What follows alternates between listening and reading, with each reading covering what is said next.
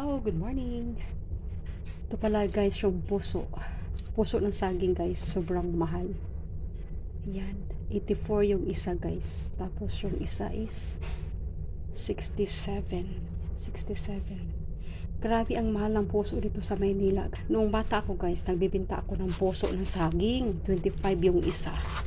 Sus, nagulat ako noong nakita ako dito sa grocery. Ang mahal pala. So, ito pala yung ulamin namin ngayon guys. Gagataan siya. Hahaluan ng chicken wings. At sa probinsya guys, hindi na to binibili kasi di ba maraming mga tanim. Pwede ka lang manghingi sa kapitbahay kung wala kayong puso ng saging or kung walang puso yung saging nyo kasi hindi pa nagbunga yung mga bata pa. Ganyan. Pwede lang kayong manghingi sa kapitbahay. Hindi ko rin nakita sa amin guys kung may binta pag ng ganito sa palengke. Pero sa syudad guys, sa city dati nung bata ako, nagbibinta ako ng ganito. Nangunguha lang ako sa mga kamag-anak namin, tapos sinadala ko sa city, binibinta. Yun nga ang binta ko guys is 25 each. Nagpunta pa ako. Ibang ori ng guys, puso. Iba din yung puso ng latundan. Hindi kami kumakain ng pakla yata yun. Ayan, ganyan guys. Or babawasan pa yan ni ate. Ako lang yung nagbabalat guys, pero sa ate yung magluluto. Yung kasama ko.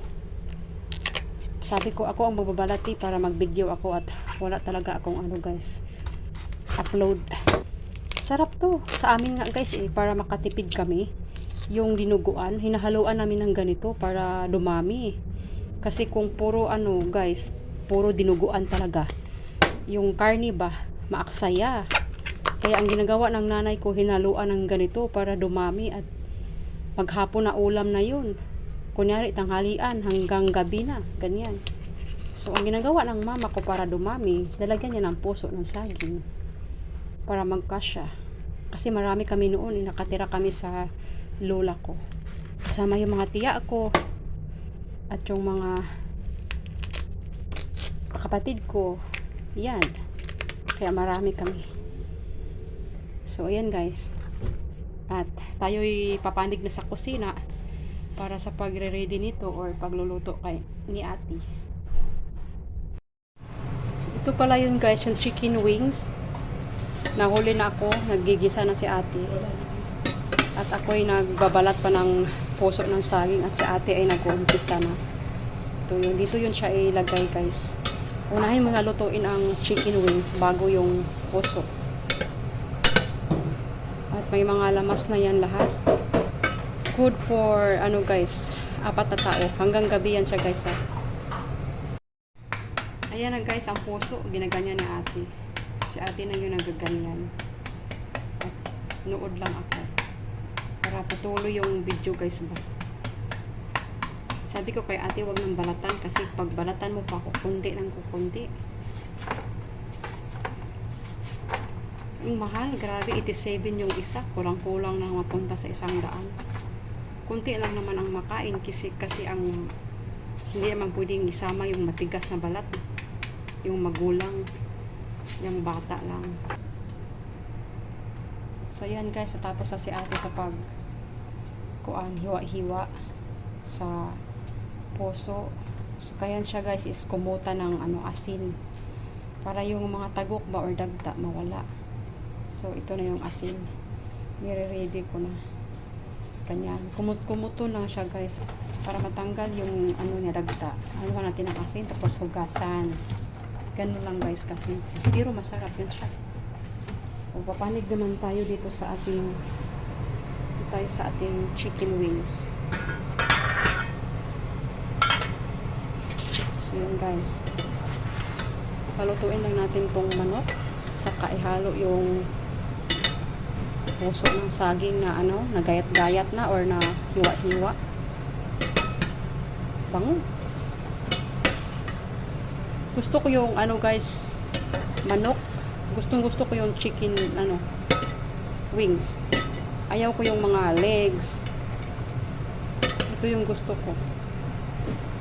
Lalong-lalo na yung ito, yan. Gusto ko yan. Yan, takpan muna natin guys. Para maano yung katas niya kukunti. At para maluto din siya. So, ito na po yung puso guys. Tapos na. Yan. Kunti lang, diba? Ganyan lang siya kakunti. At ayan po yung aming gata. Big and small. Yung isa guys is yan, galing sa ref.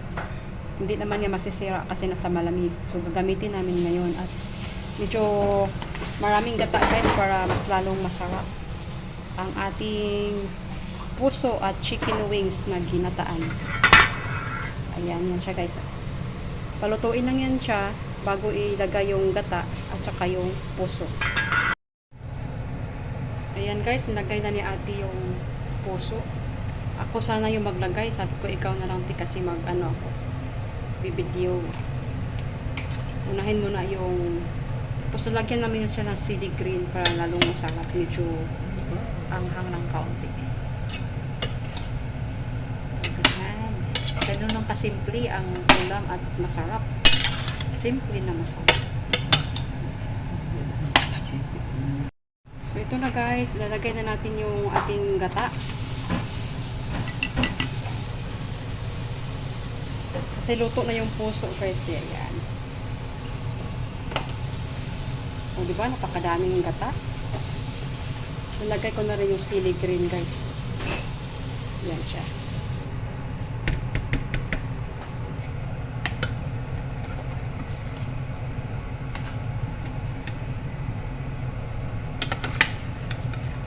Pakukuluin yan siya at yan, ready na magkain pag yan ay kumulo na. At kumukunti yung yung gata. Pakuluin na natin guys.